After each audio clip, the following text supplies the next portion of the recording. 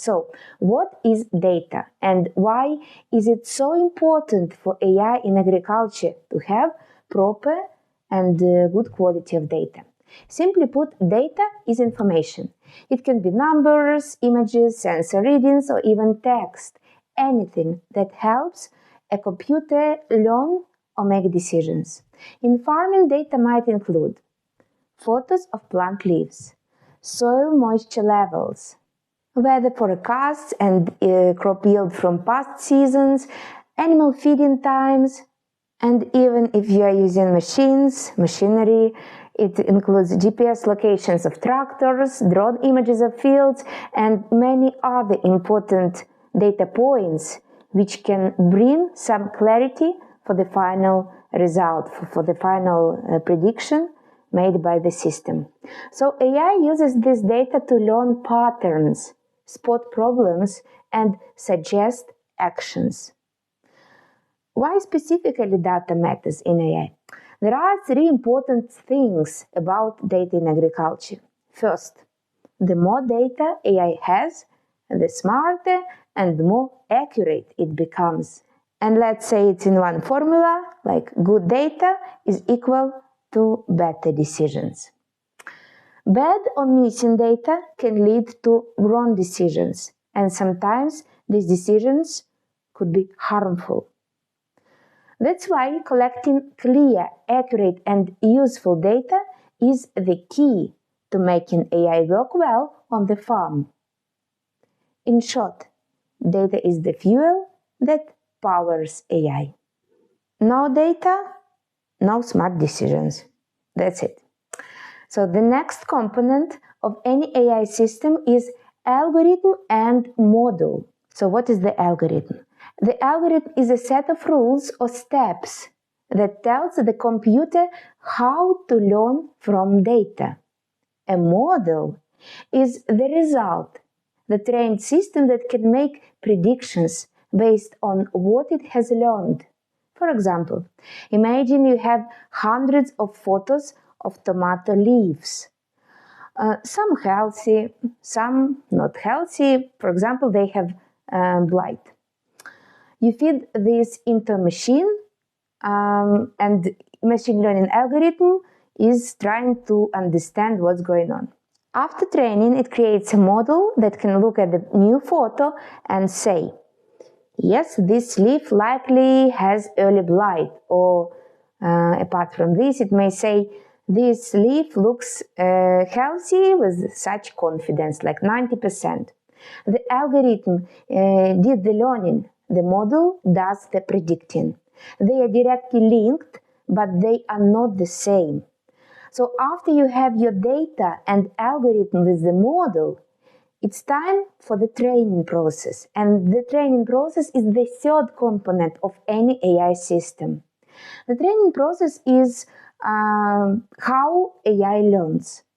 So the model is shown lots of examples called training data, as I already mentioned, and slowly it improves its ability to make the right predictions based on this data which has been fed. It's called feeding the data into the algorithm. For example, if you give an AI many photos of healthy and sick leaves, it starts to learn the difference. But if you will give only healthy leaves, then it will never know how the sick leaves look like. The more examples it sees, the better it gets at spotting plant diseases in new photos.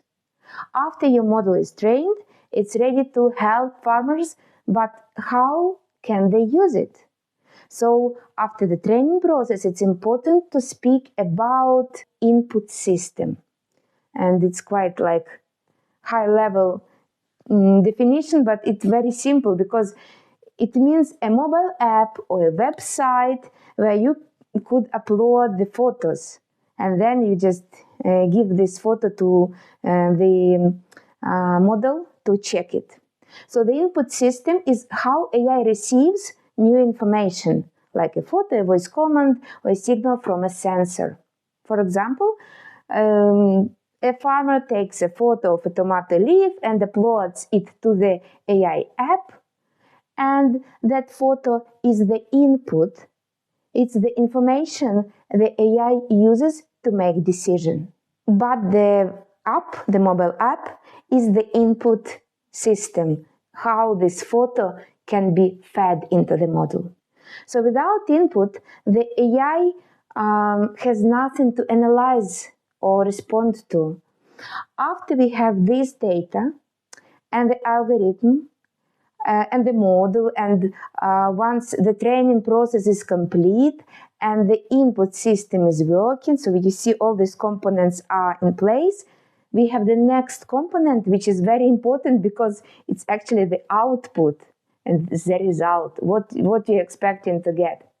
So in fact, the output is the result of the model's analysis of the data submitted by the user through the input, either app or what we said, like any other website. The result is called a prediction. It's the answer or decision the AI gives after analyzing the input. Again, let's just make some example because I understand that it's all these like theoretical words sometimes are not very clear. So, for example, you upload the photo of a leaf to the AI system. The model analyzes the image and returns a result, as we mentioned, such as healthy plant, confidence 90%, or leaf spot detected, moderate severity, early blight, like 70% confidence, something like that. And this response is the output, the prediction generated by the model based on patterns it learned during the training process, during our previous component. So it's important to know if you upload the photo of an apple fruit to the model that was trained only on tomato leaves, the prediction will not be reliable and it will not work probably at all. Why? Because the model has not learned what healthy or what diseased apple fruit look like. It only understands tomatoes. That's why it's very important to understand, to get this logic.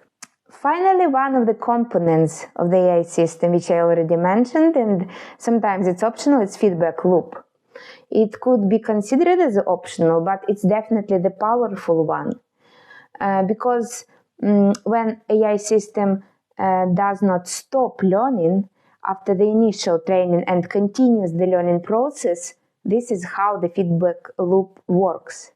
So basically, they are learning from what they got right or wrong. And it allows the model to adjust and become more accurate over time. And this increases the level of confidence. Like if I said previously, like 90% of confidence or 70% of confidence, it seems that it means that the model is getting better in accuracy of predicting either disease or providing some insights or other predictions. So after the feedback loop, we almost finished our topic, but not yet, because we need to speak about the hardware or infrastructure. And yes, the AI systems just don't run by their own. They need physical tools, as I already mentioned, and their platforms where they operate. And the infrastructure or hardware, it includes all the devices and systems that collect data, process information, and deliver the results.